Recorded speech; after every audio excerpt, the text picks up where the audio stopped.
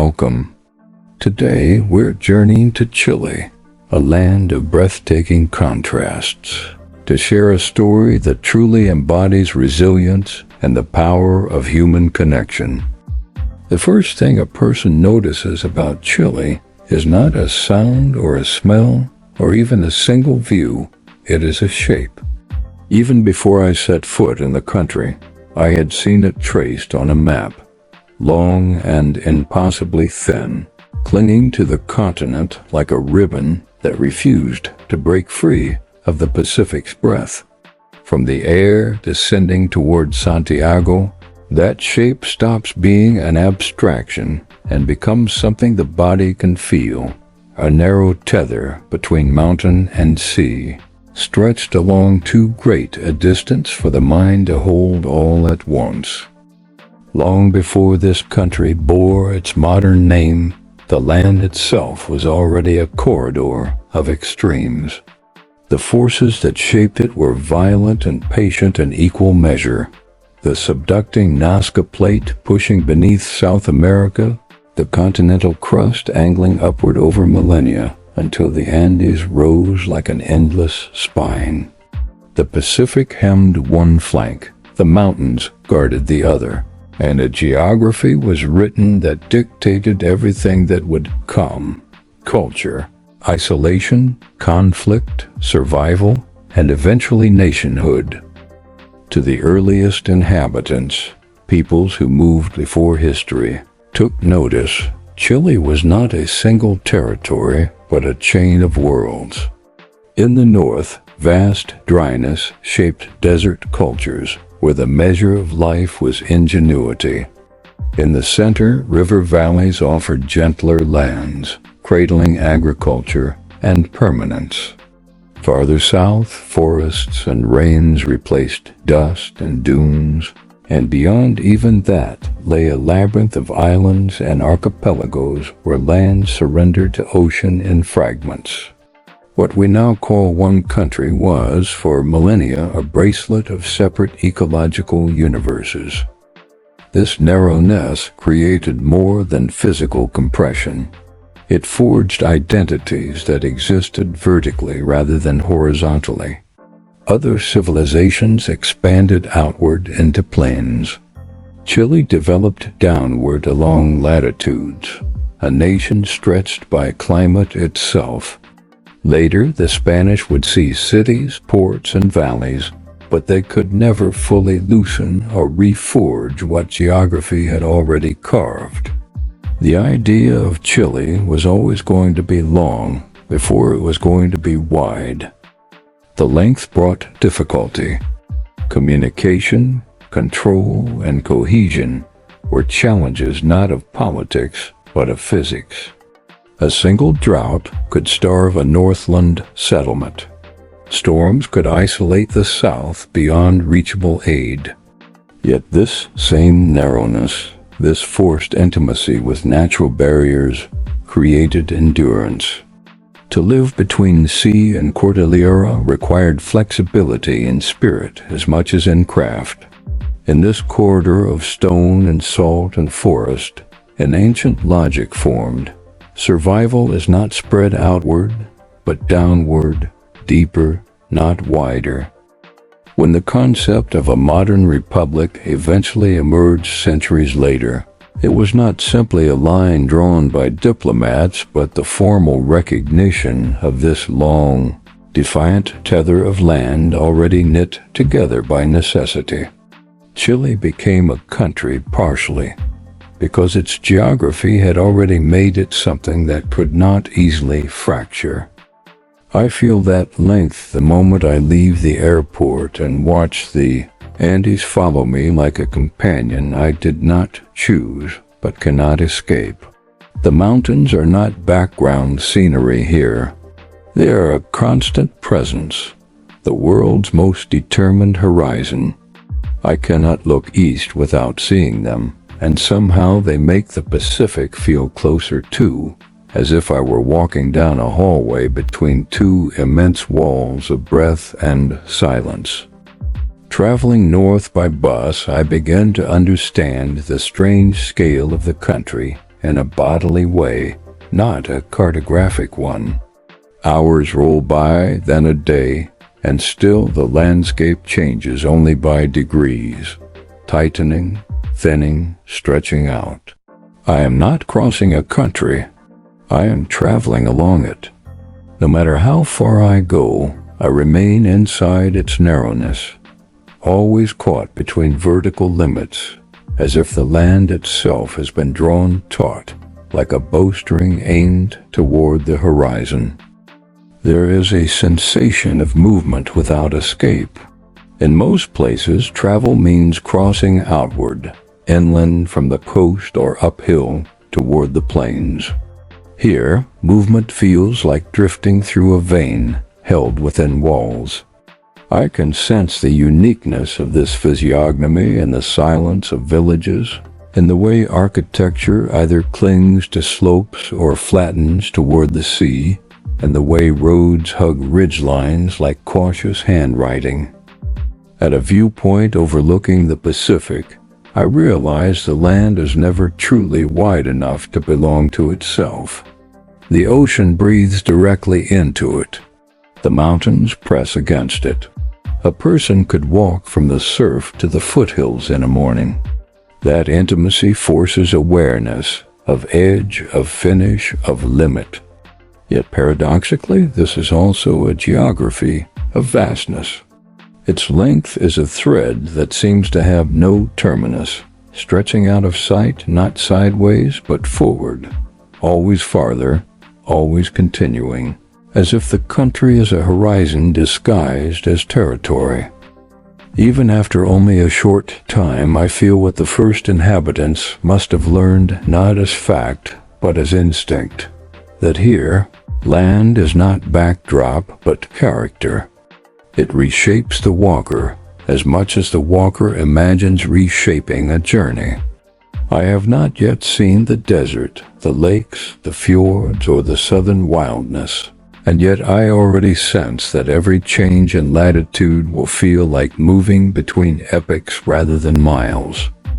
This first impression, this geography that is at once narrow and endless, is not merely a physical descriptor of Chile. It is the opening argument of its identity. The Atacama Desert. The farther north one travels through Chile, the more the world seems to withdraw its softness. Moisture fades first, not only from the air, but from the memory of air, as if the sky itself has forgotten the concept of rain. The colors change too, becoming sharper, drier, older, as though the sun has bleached not only the soil, but the timeline of the earth beneath it. The Atacama Desert is not introduced the way landscapes normally are. It arrives like an ancient verdict that has never been overturned. Long before it was named, long before astronomers and travelers and mineral prospectors marked it on their maps, the desert existed as a paradox, a region where land and atmosphere made a silent pact against water. The Atacama's dryness is not incidental, but geological, the double rain shadow of the Andes on one side and the Chilean coastal range on the other leaves no corridor for moisture-bearing winds. The Pacific sends fog, but not rain. The mountains guard the sky as jealously as they guard the mineral wealth beneath their slopes. For thousands of years, this place has been a boundary more than a corridor. The early inhabitants of the continent did not pass through it so much as skirt it, moving along edges rather than core. Here, human habitation was possible only where altitude granted a rare trickle of meltwater, or where underground aquifers allowed oases to exist like scattered secrets. Cultures developed not by dominating the land, but by striking a bargain with it. Survival hinged on precision, not abundance. The Atacama is often described as the driest place on earth, but in historical terms it has also been one of the least forgiving record keepers. Other landscapes erode and soften what they consume. The desert preserves bodies, ruins, textiles, pathways, abandoned camps, entire worlds that once had breath. In these sands, history is not buried so much as paused. Time cannot decay what moisture never touches. When empires rose elsewhere, this region remained a stronghold of stubborn autonomy. The Incas extended their influence here but could never truly convert it into a heartland. The desert recognized no empire but itself. When the Spanish came, they too learned that conquest is a concept that applies to people, not terrain. Even the wars of later centuries, fought for nitrate and copper, waged their fiercest struggles at the edges, not the core. The desert was never taken, it was only endured. And yet, for all its stillness, the Atacama has been a cradle of revelation. In modern times, its dryness, so hostile to human flourishing, has made it one of the finest windows to the universe. Telescopes peer from its plateaus, as if the sky itself has chosen this place to unmask its oldest light. In a land where almost nothing grows, knowledge blossoms. The first time I step into the Atacama, I understand that dryness can be an experience rather than a descriptor. It is not only in the air, it is in the sound. Silence here is not mere absence. It is a presence so complete that it feels older than human speech. The ground is pale and cracked in places, pebbled in others, rising into swollen hillocks that look like the skeletons of drowned seas. Nothing is soft, not the color, not the wind, not the horizon. As I walk outward from San Pedro de Atacama into the valley beyond, the sky feels broader than in any other place I have stood. The world is stripped down to fundamentals: earth, sky, bone, salt, salt, salt. I feel as though I am walking through memory before memory was spoken, an exposed continent, unmodulated by trees or shade or forgiveness. The light itself feels closer to its source, as though the distance between star and soil is thinner here than anywhere else. In the afternoon, the sun bakes the desert into stillness so absolute that even the smallest movement feels like an intrusion. And then, without warning, evening falls like a slow inhalation, and the desert briefly allows color again: rose, amber, violet, before the night claims everything with a depth no city sky could. I begin to understand in my body why civilizations did not easily root here. The land does not invite, it permits. Yet there is a strange comfort in its austerity, a clarity that comes from being so far removed from softness.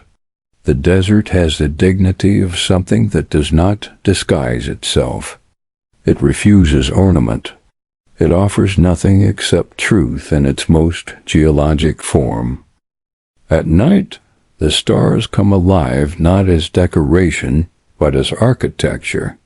The sky ceases to be ceiling and becomes terrain, a mirror of the land's immensity, a reversal of scale in which distance feels measurable and ancient light feels near.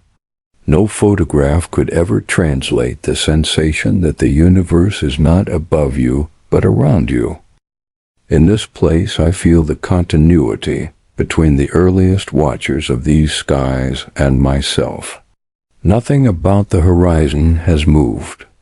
Nothing about the stillness has changed. Here, more than anywhere else, history is not behind. It is beside, patient as stone. The first voices of the land, indigenous Chile. From the desert, the land eventually loosens its austerity. As one moves south again, the soil thickens, the horizon greens, and the wind begins to sound less like absence and more like breath. It is in this transition, where climate softens but memory does not, that the deeper identity of Chile begins to speak, not through cities or monuments, but through the presence of those who have lived across its latitudes long before the word Chile existed.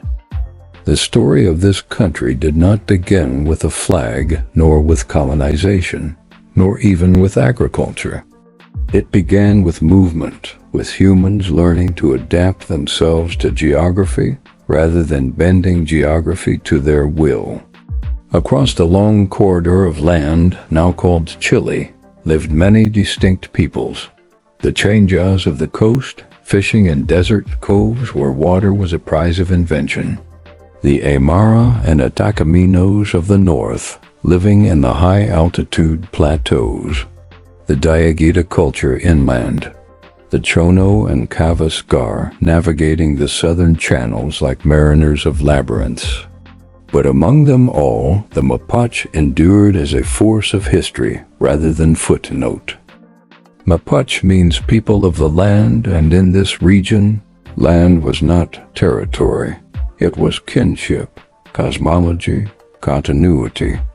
Their connection to place was not symbolic, but structural. Identity, survival, spirituality, and politics were all shaped through a worldview in which the earth was neither backdrop nor possession, but relation. When the Inca Empire rose and pushed southward, the Mapuche did not become a conquered province. Where empires expected absorption, they found equilibrium denied. This pattern would repeat centuries later when the Spanish arrived. While the Inca left administrative traces before the conquest, the Spanish faced something far different: sustained and organized resistance. The Mapuche were not merely a frontier people. They were a frontier the empire failed to move. For more than 300 years, longer than some nations have existed, the Mapuche held autonomy against colonial power, negotiating, retreating, reforming, countering, surviving. It is no exaggeration to say that the southern portion of the continent learned that Spanish dominance was not a law of nature, but only a contest of persistence. This endurance was not accidental. The Mapuche way of life was not rigid. It adapted. Sometimes diplomacy was a weapon. Sometimes refusal was shield. History here was not a linear conquest. It was a stalemate written into the land itself. The Spanish referred to the frontier as La Frontera, a boundary not merely of geography but of empire's reach. The Mapuche did not disappear into the narrative of conquest. They shaped its limits.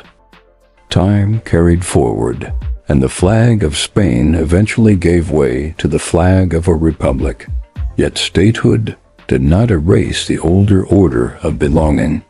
To speak of Chile without speaking of the Mapuche is to imagine a body without bone, incomplete, unable to stand in truth. The country's historical soul is not traced only through capitals and wars, but through the cultures that forced colonizers, ancient and European alike, to recognize that sovereignty is not merely declared, but defended. When I travel farther south from the desert, I begin to feel a different kind of presence in the land, not the overwhelming silence of the Atacama, but a groundedness, an undercurrent of continuity that rests in the hum of forested wind and cultivated earth. There is something here that does not present itself as spectacle, but as rootedness.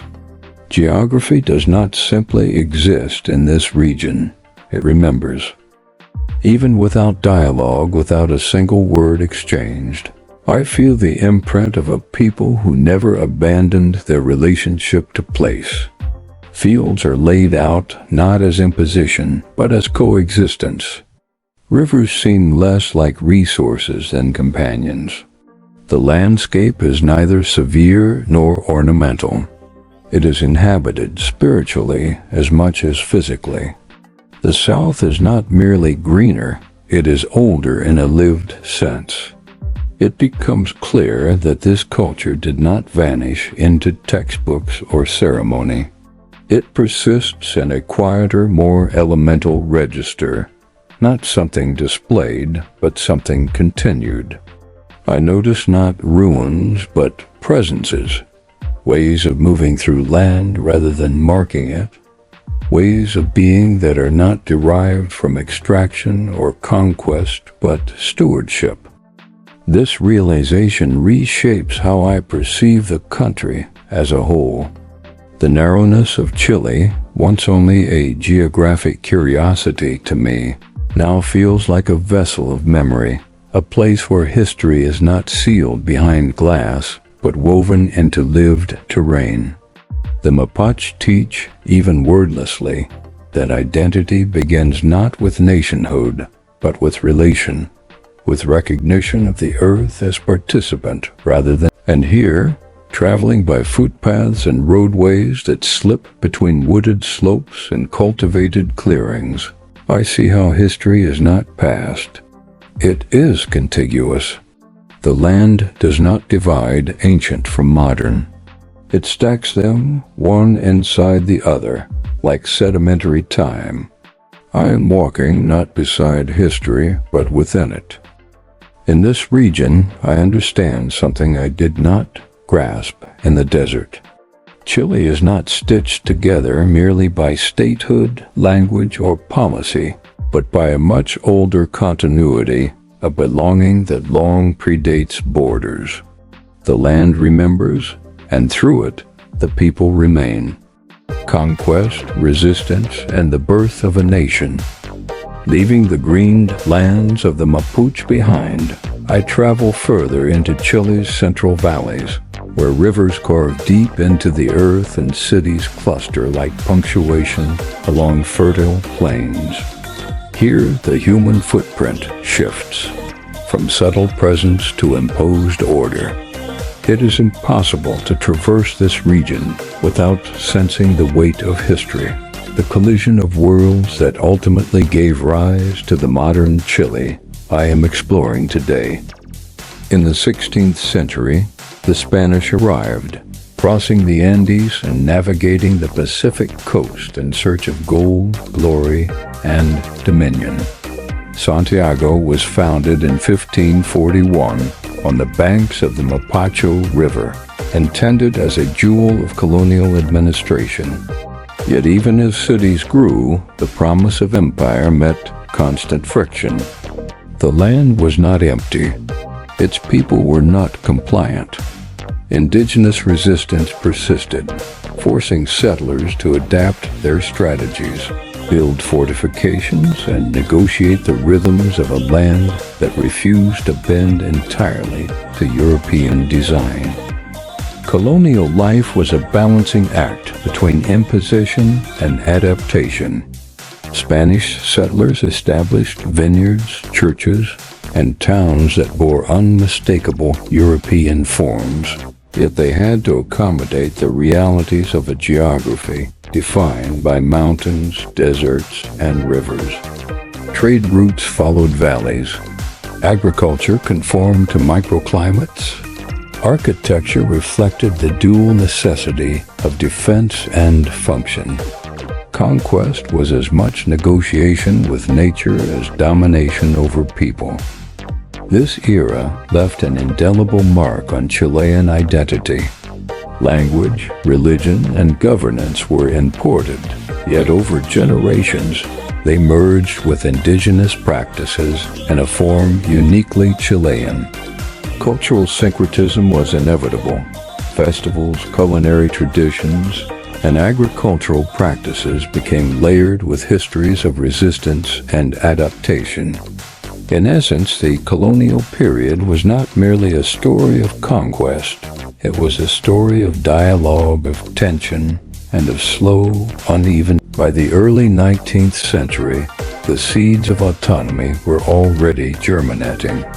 Influenced by revolutions abroad and growing local dissatisfaction with distant colonial authorities, Chile began its complex journey toward independence. In 1810, the first government junta was established in Santiago, a symbolic break with Spain, though the struggle was far from over.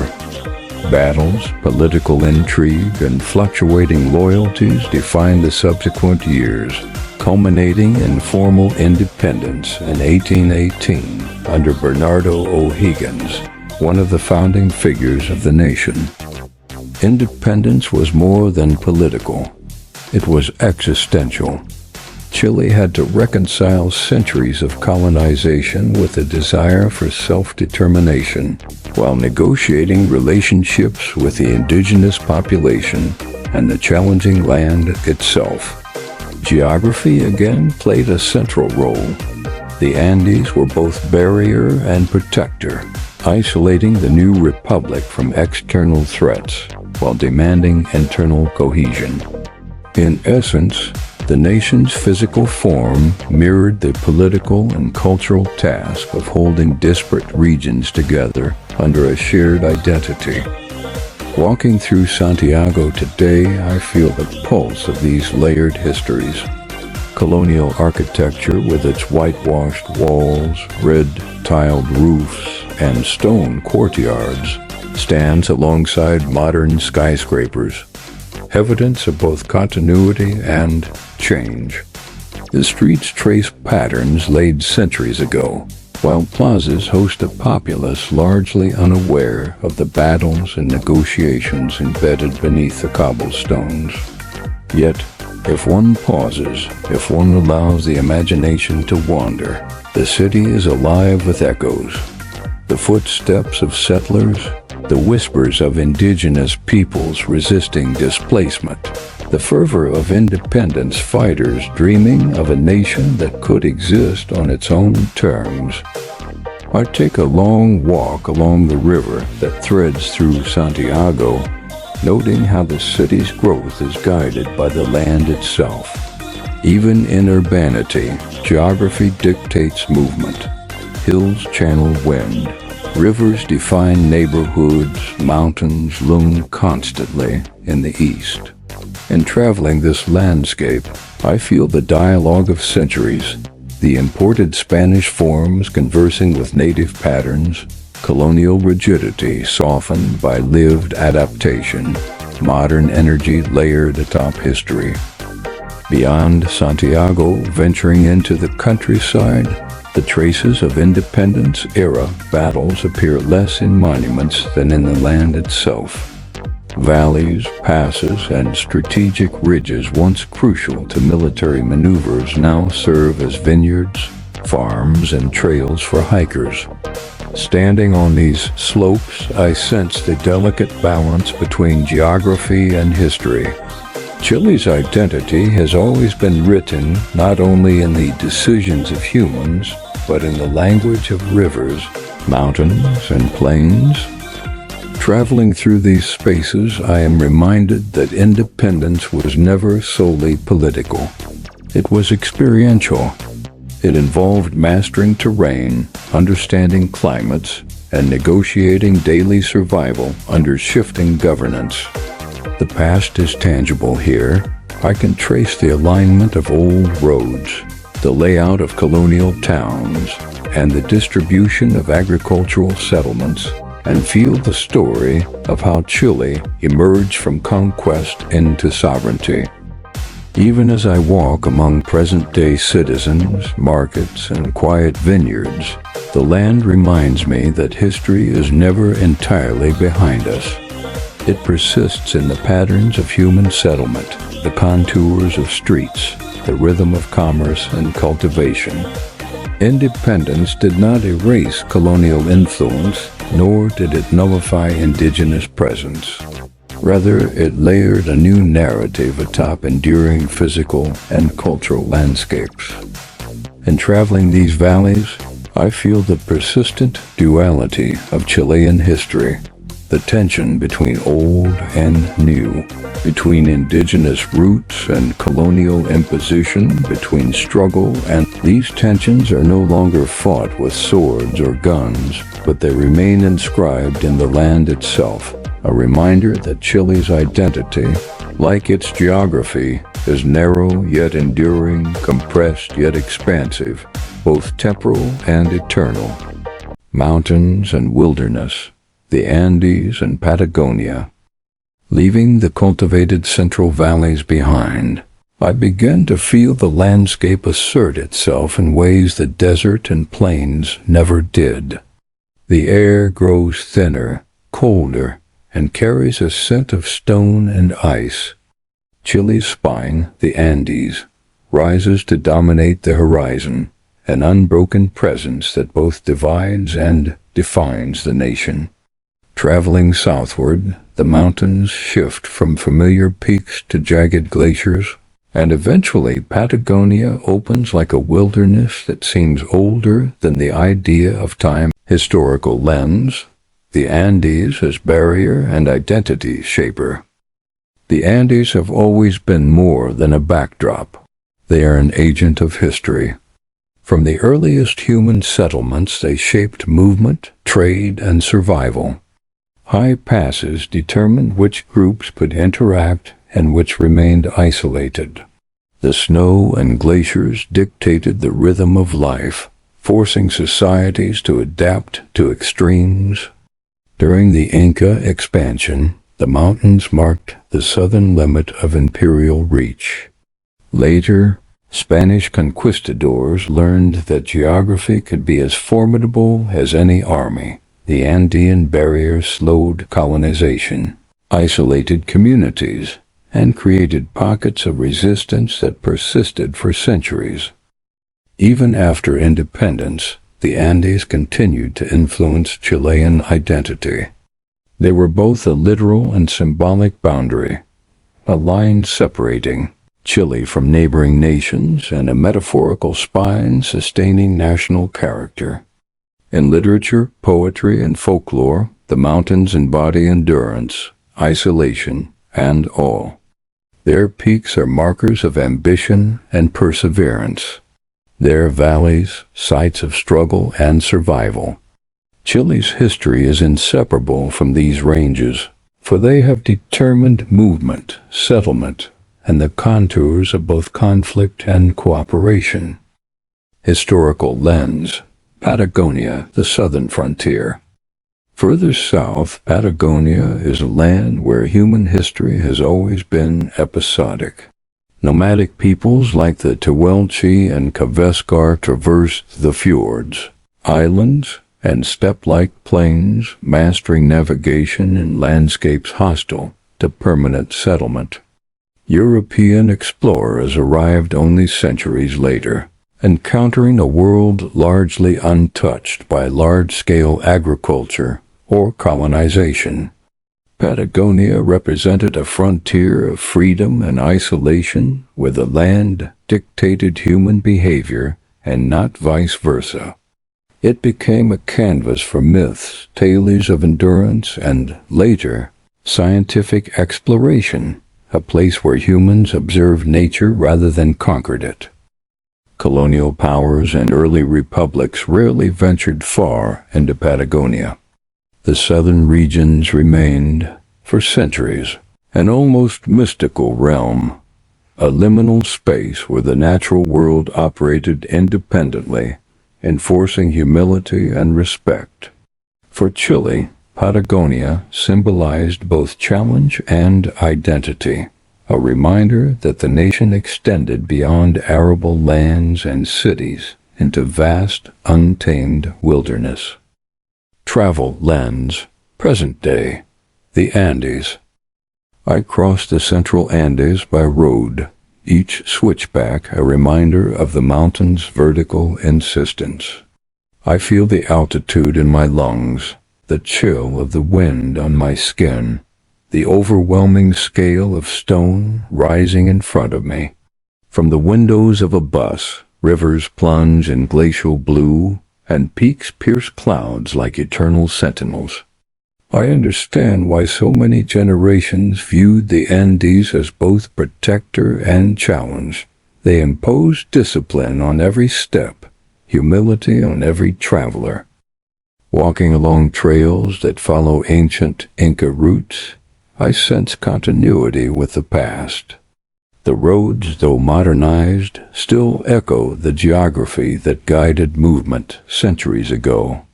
The mountains dictate pace and direction, teaching patience, respect, and observation. I am small here, but the mountain's immensity fosters reflection, a feeling of being part of a long lineage of people shaped by altitude, snow, and stone. Travel lens, present day, Patagonia. Farther south, Patagonia reveals a different scale of awe. Here, glaciers spill into fjords, wind sweeps uninterrupted across plains, and forests rise in silent rows. I travel by foot and by boat through channels that seem untouched by time, imagining the Caves car navigating these waters long before maps existed. The remoteness enforces humility. One is reminded constantly of human fragility against the immensity of nature. The land is alive in its own rhythm. Icebergs float slowly past, rivers roar into the ocean, and the wind seems to carry voices from the past, of explorers, indigenous people, and animals that thrive despite harshness. In this space, I understand why Patagonia has long been considered the edge of the world, a frontier where Chile's identity stretches to its limits. The region teaches a lesson about scale, endurance, and the interplay between human aspiration and natural sovereignty. Patagonia and the Andes together are a dual lesson in perspective. One shows vertical dominance and the shaping of civilizations. The other demonstrates horizontal vastness and the humility of presence. Traveling through these lands, I feel both history and the present converging. Every trail, valley, and peak is testimony to human endeavor, indigenous wisdom, and natural grandeur. Fire beneath the earth and the soul above it. Traveling south from the towering Andes and vast expanse of Patagonia, I begin to notice a subtle restlessness in the land itself. Chile does not merely sit upon the earth. It quivers with it, and occasionally erupts into reminders of its own dynamic existence. Mountains tremble, volcanoes smoke, and earthquakes echo the unrelenting movement of tectonic forces far beneath the surface. This is a nation shaped by fire, and in learning its history, one comes to understand that survival here requires constant respect for the unseen. Historical lens, seismic and volcanic activity. Chile sits along the Ring of Fire, a vast horseshoe of tectonic unrest encircling the Pacific Ocean. The subduction of the Nazca Plate beneath the South American Plate has shaped the geography of the entire country, giving rise to the Andes, creating fertile valleys, and yet perpetually threatening destruction.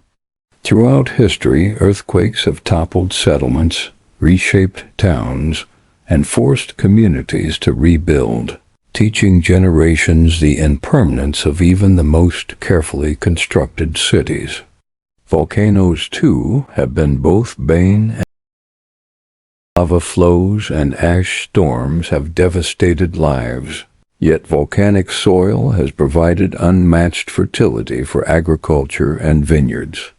Nature here is both a creator and a destroyer, an unceasing force that has conditioned Chilean resilience, ingenuity, and communal solidarity. Notable historical tremors, such as the 1960 Valdivia earthquake, the strongest ever recorded, demonstrate how this force has punctuated Chile's modern history. Entire cities had to adapt, building techniques, settlement patterns, and infrastructure evolved under the pressure of tectonic instability. The land itself, in essence, dictated the rhythm of societal growth.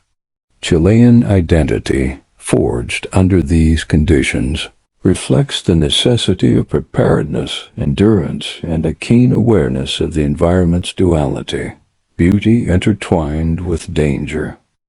Historical lens, culture, poetry, music, identity. Yet while the earth rumbles below, the human spirit rises above in expressive forms. Chilean culture, molded by both isolation and extremity, finds its soul in poetry, music, and art. The land shapes imagination as much as it shapes survival. Poets like Pablo Neruda and Gabriela Mistral gave voice to the interplay of landscape, memory, and emotion, from northern deserts to southern glaciers. Music, from the melancholic tonadas to the revolutionary cueca, carries not just melodies, but the imprint of geography and history, the rhythm of rivers, the echo of mountains, the persistence of communities resisting both time and domination. Historically, cultural expression has been a medium of resilience. Poetry celebrated endurance and identity during colonial oppression, indigenous marginalization, and even modern political upheaval. Music provided both communal cohesion and subtle protest. The narrative of Chile is inseparable from its artistic heartbeat. A country perpetually negotiating extremes, yet finding expression in the human spirit's capacity to transform struggle into beauty. Travel lens, present day, Earth's tremors. As I travel through central Chile, I feel the omnipresence of this seismic reality. Even in moments of calm, the ground seems alive beneath my feet. Crossing bridges, standing in plazas, or walking past old colonial structures, there is an awareness, almost imperceptible, yet constant, that stability is provisional. Buildings are engineered with careful thought, streets are planned with evacuation in mind, and communities share an understanding that life in Chile is rhythmically punctuated by the planet's movements. There is humility in every step, a recognition that the ground may shift, and that resilience is as much mental as it is physical. Volcanoes appear in the distance, silent but imposing. Some puff faint smoke. Others stand like eternal sentinels. Hiking near volcanic slopes, I see fertile fields and vineyards that owe their richness to lava flows centuries old. The duality of danger and abundance is vivid here. The land can destroy and sustain with equal measure. Experiencing this as a traveler, I feel both awe and caution, a sense that life is lived in constant dialogue with the planet itself. Travel lens, present day, cultural soul. Yet it is the human response that fascinates me most. Traveling through towns and cities, visiting libraries, walking along plazas, I sense that Chileans transform geographic extremity into expression. Poetry is whispered in cafes, murals stretch across walls, music flows from plazas during festivals. The Andes, the deserts, the volcanoes, and the oceans are not merely scenery. They are active participants in creativity, memory, and identity. People live alongside danger, yet they celebrate life with richness and depth. I stand in Valparaiso, the city of color and slopes, and watch the hills of houses stacked like books, each telling a story. I hear the distant strum of guitars in a plaza and imagine centuries of history converging, Spanish settlers, indigenous survivors, poets, musicians, all inhabiting the same hills, finding harmony amid chaos. Here, the landscape and culture intertwine seamlessly. Identity is shaped not only by lineage or language, but by living in constant awareness of a dynamic, demanding, and magnificent land. Chile, I realize, is a country that teaches reverence. Reverence for mountains and earthquakes, for deserts and glaciers, for human endurance and creative spirit. The physical and cultural landscapes are inseparable. Each tremor beneath the ground resonates in poetry above it. Each volcanic slope gives rise to both vineyards and metaphor, and every corner of the country embodies a dialogue between survival and imagination. From history to the present, modern Chile and the continuum of identity. Traveling north to south through Chile, I have walked the deserts, climbed the Andes, and navigated the fjords of Patagonia.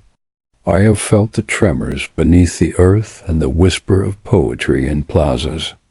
Yet as the journey turns toward contemporary life, I sense that Chile's story is far from static. It continues to evolve, shaped by both historical memory and modern ambition. The 20th and 21st centuries have witnessed Chile moving from the shadow of colonial and political turbulence into a period of nation-building, modernization, and global engagement. Education became a cornerstone of progress, with universities, research centers, and public initiatives cultivating intellectual and social growth.